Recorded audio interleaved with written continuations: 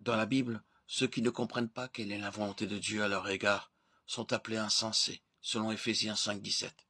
En tant que croyants, notre plus grand privilège est de connaître la volonté de Dieu.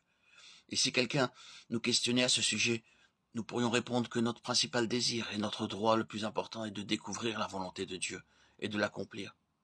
Notre satisfaction dépend de cela, de même que notre utilité et notre service à l'égard de Dieu. Il est très nécessaire d'apprécier à quel point il est important de connaître la volonté de Dieu afin que vous ne traitiez point cette question avec légèreté.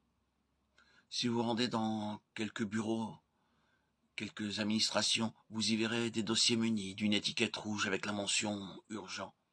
Ça signifie que l'acte de ce dossier doit être rapidement liquidé. De la même façon, il doit être important et impérieux pour chacun d'entre nous de trouver la volonté de Dieu. Et cela doit être considéré par nous comme une question très sérieuse. La vie tout entière du Seigneur Jésus-Christ fut vécue dans l'accomplissement de la volonté de Dieu. Jésus leur dit, « Ma nourriture est de faire la volonté de celui qui m'a envoyé et d'accomplir son œuvre. » Jean 4, 34. Je ne puis rien faire de moi-même selon ce que j'entends. Je juge, et mon jugement est juste, parce que je ne cherche pas ma volonté, mais la volonté de celui qui m'a envoyé. Jean 5, 30. Car je suis descendu du ciel pour faire non ma volonté, mais la volonté de celui qui m'a envoyé. Jean 6, 38. Celui qui m'a envoyé est avec moi. Il ne m'a pas laissé seul, parce que je fais toujours ce qui lui est agréable. Jean 8, 29. Puis, ayant fait quelques pas en avant, il se jeta sur sa face et pria ainsi. « Mon Père, s'il est possible que cette coupe s'éloigne de moi.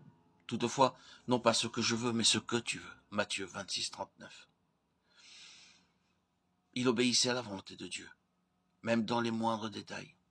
Aux noces de Cana, sa mère lui dit « Ils n'ont plus de vin. » Il lui répondit « Femme, mon heure n'est pas encore venue. » Cependant, quelques minutes plus tard, il accomplit le miracle et changea l'eau en vin.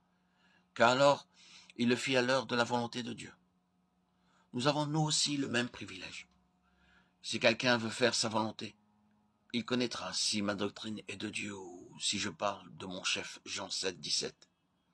Notre compréhension des intentions de Dieu et de son plan intégral du salut dépend de l'accomplissement de la volonté du Père. Bien que le Seigneur ait réalisé beaucoup de miracles et de prodiges devant le peuple, cependant celui-ci n'est pas parvenu à trouver la volonté de Dieu. Le Seigneur leur a déclaré qu'à moins d'accomplir la volonté de Dieu, ils ne parviendraient pas à le reconnaître, ni ses œuvres.